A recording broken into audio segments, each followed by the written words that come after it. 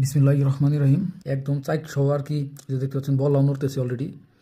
যে এখন আমি দেখবো যে আর কি খাঁটি মধু কি পানিতে মিশে কিনা। এখন চলতেছে আপনার, হইতেছে আপনার নভেম্বর মাস, এখন আপনার বড়ইয়ের মধু। আমার হাতে দেখতে পাচ্ছেন যে আমি একটা বয়ম বা পটে থেকে আর কি এক টুকরা আর কি চাইট সহ মধু বের করলাম। তো দেখতে পাচ্ছেন যে আপনার বল্লা এখন নড়তেছে, দেখাই যাচ্ছে হয়তো বা আপনারা দেখছেন। এই চাইটটা আর কি চিপড়ি আর কি এখন মধু বের করে পানিতে দেবো, যে দেখবো যে আসলে খাঁটি মধু কি জমে কিনা।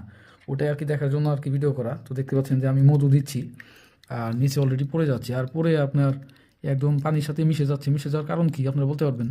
মিশে যাওয়ার কারণ হচ্ছে আপনার এই বোরোর মধুটা আর কি আপনার পাতলা, মানে ঘনত্ব কম হওয়ার কারণে আর কি খুব সুন্দরভাবে পানির সাথে মিশে যায় আর কি। তো আমার বন্ধু, মানে আপনার এক ফ্রেন্ডের আর কি মধু দিয়েছিলাম, সে আর কি ইউটিউবে দেখে হয়তো বা ঘাটাঘাটি করে আর কি আমাকে দেখি রিভিউ করে দেখাইলো যে আপনার পানির সাথে সংমিশ্রণ মানে মিশে যায়।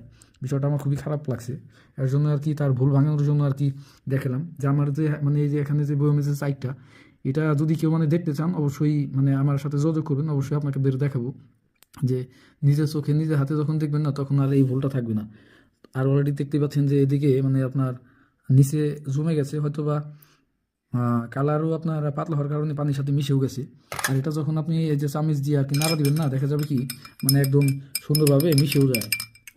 তাতে আপনাদের ভুল ধারণা মানে ভাঙলো কিনা জানি না, যে দেখা যাচ্ছে যে আপনার শরবত আকৃতির মানে একদম মিশ্রণ হয়ে গেছে।